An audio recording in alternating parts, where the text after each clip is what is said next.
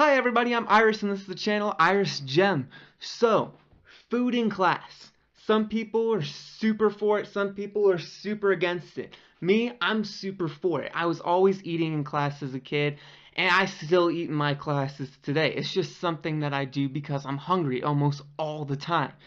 But since I do that so often, I've actually had some funny stories that have revolved around me bringing some kind of food or drink into class and it just turning into a whole hubbubaloo.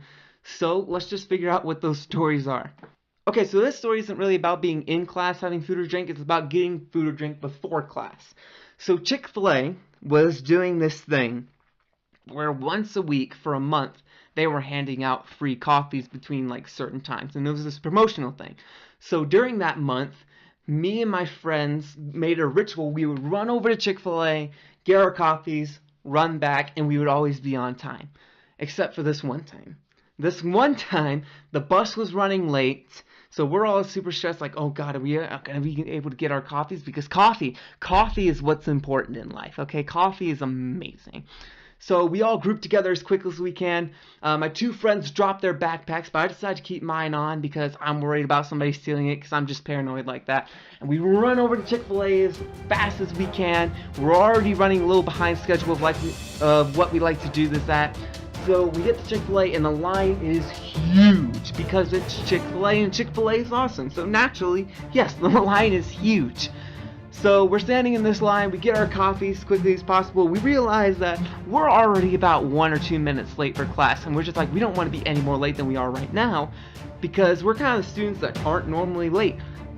So we're booking it back from Chick-fil-A to our school as fast as we can, and we decided to save time that we were going to go across this drainage ditch. And it had algae all over it, it was super slick, and we knew that we had to be careful crossing it. So we tried to be careful crossing this drainage ditch for our shortcut, and we run down it, and we're all kind of like slowly but surely trying to cross it, you know, trying to not to slip, but then it happens. I slip. And I not only slip, I slip like a cartoon character. It was incredibly dramatic. So I slip right on my heels, and I kind of do this like 180 parallel with the ground, just fall right on my butt and on my elbow. And when I do this, I figured it out like a week later, that I actually got a bone bruise on my elbow because the slip was that bad, because it was concrete, and I just hit my elbow against concrete like that. And that wasn't even the saddest part. No, no, no, no. The saddest part was that I spilt my coffee. The reason why I was running late to class, the reason why I decided that it was going to be acceptable for me to be late to class and have to run to class, has now drained completely down the drainage ditch. There's not even a drop of coffee left in that cup. So we run all of our way back to classes. We are in all 3 separate first period classes. I go back to my history class, and everybody's staring at me, including the teacher. The reason for that being is that, first of all, I'm never late. I am usually the kid who's like 10 to 15 minutes early to first period. So everybody's looking at me like, why is David late? And then they look at me again, and they're like, why is he soaking wet? What happened to you? And I'm like, dude, I won't want to talk about it. My teacher's looking at me, and I'm just looking at him like, I got nothing for you, man. I'm late. I don't want to explain it to you right now because it's a long story. So I go back to the back of the class where I was assigned to sit. And I open up my backpack because my teacher just told me as I was walking in, hey, we're turning in our assignments. So I'm like, okay, cool, let me just grab this happen. I'm still trying to pretend like nothing just happened. Although my elbow hurt and I was soaking wet. So I opened up my backpack, took out the piece of paper, and as soon as I took it out, it just like tears to shreds in my hand. And I'm like, oh no, it's because it's gotten wet from the drainage ditch, which is why I should have taken off my backpack. And I have to walk all the way to the front of the class where the roll of tape was, and it's just arts and crafts time for me. Like, I have to save my grade here. I have to tape this assignment up, channeling my inner kindergarten teacher where she taught me all those arts and crafts thing. I turn it in right there, and everybody's just rolling their eyes at me like, what happened to you, man? I don't explain it to any of them because it really is too much to explain. I sit through class, I get up, I turn around to get my backpack, and I realize that I left this huge butt mark on the chair. Huge butt mark. And I'm like, oh, great. It's going to be like this every period today in class. And it was. Every single period. It'd be like, alright, the bell's ring, it's time to get up from class, and oh look, there's David's butt mark. It would be like that for the whole day. So, when it came to my English class, the English teacher didn't really care so much if I brought food or drink in. So, I brought food or drink in a lot in there because I don't even have to hide it. Big bag of chips, popcorn, whatever I had. This time I was coming back from the Dollar Tree, and I was feeling nostalgic while I was there. So, I bought a thing about this big of Sunny D. It was actually probably bigger than this thing of Sunny D, and I sat down, and I think it was no big deal. And my teacher looks at that, and he seems really confused on why I brought Sunny D of all things.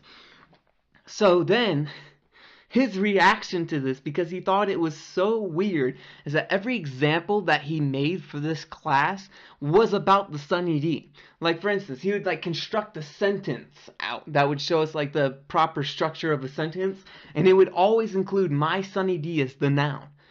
Every single time. Like, he kept bringing it up. He just kept on bringing it up until he just looked at it and said, what's in here? He grabs the Sunny D off of my desk and he looks at the ingredients. He says, like, this isn't good for you. Why are you even drinking like this? So he takes it. He walks away from me with it. I'm like, oh crap, I lost my drink. This sucks. And then he does the absolutely unexpected. He reads off the ingredients list of the Sunny D to the entire class aloud. So now the class is stopped to read the ingredients list to a Sunny D. He stands in front of the entire class, projecting his voice, saying, water, high fructose corn syrup, and 2% or less of each of the following concentrated juices: orange, tangerine, apple, lime, grapefruit, pear, citric acid. And he goes on and on and on. And he does read all the ingredients off of the Sunny D. And when he finally finishes reading off all the ingredients, I'm sitting back and I'm like, okay, fine. He's done reading off the ingredients, so he's just going to hand me the bottle back. No. Absolutely not. He reads off the ingredients again, for the second time, aloud to the entire class. Though the class is continuing to be interrupted by a Sunny D bottle, which I didn't even draw any attention to in this class, except this time he reads them in Spanish. So I want you to sit back and I want you to think about this. Our English teacher is taking time out of class to read the ingredients list aloud to the class of a Sunny D bottle in Spanish. Sits in front of the whole class again and he says, agua, arambe de más con alta fructosa, in un 2%. And he goes on and on and on. And, well, this time he only reads like half the nutrition facts in Spanish. So I give him a little bit of credit for that. But that was still like the weirdest thing that any teacher that I've seen do to me ever. It was incredibly weird. And I'm telling you what, since then I haven't brought another Sunny D bottle to class ever. In fact, this is the first Sunny D that I have bought since that class, and that class was like almost 3 years ago. So in that same English class, I brought in some more drink, because I obviously haven't learned my lesson from the Sunny D bottle.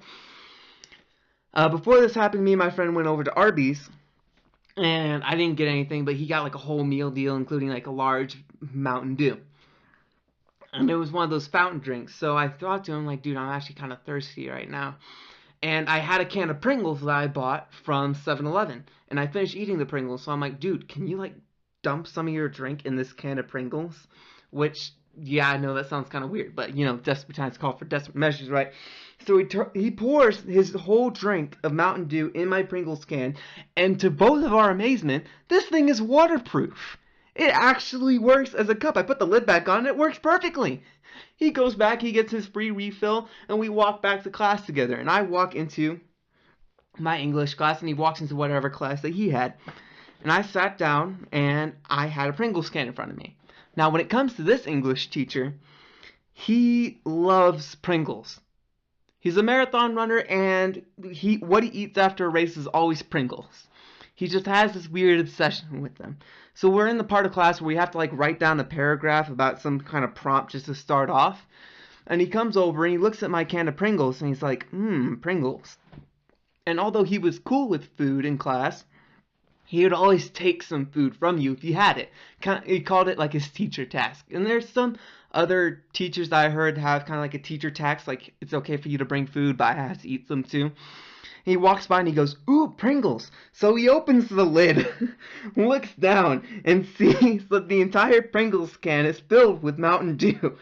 And I can look at him, at his face from the desk, and I'm just looking up at him like this, and I'm smirking because his brain can just not compute what he just saw. And he also looked really disappointed too, like his hopes were like this high up, and then he saw Mountain Dew, and he just went, "Oh." So it was like confusion and just pure disappointment all mixed into one facial expression. And it's the funniest thing that I've ever seen on somebody's face. It was amazing. And then once he starts thinking about it even more, he actually starts patting me on the back and like giving me kudos for my creativity. And he's just like, "Dude, I didn't even know these things were waterproof, but apparently they are." It's like, I don't know how I'm going to use this knowledge that I have now, but apparently I have it now. So that was just an awesome moment, and I do love that teacher. He was one of those teachers who could be really fun, but he was also really good at teaching. Like, I learned a lot of stuff about writing from him, especially like good professional writing. So, hats off to you. Alright everybody, thanks for watching this video. I hope you found those stories as fun and entertaining as I did, and I wasn't the only one making myself laugh there. If you're new to the channel, go ahead and subscribe down below, hit the notification bell, like it if you liked it, dislike it if you don't. Always try to leave down a comment if you can. I really can thrive off those comments, something that I did right, something that I did wrong, so I can just continue to grow this channel as best as I can. And until next time, keep it interesting.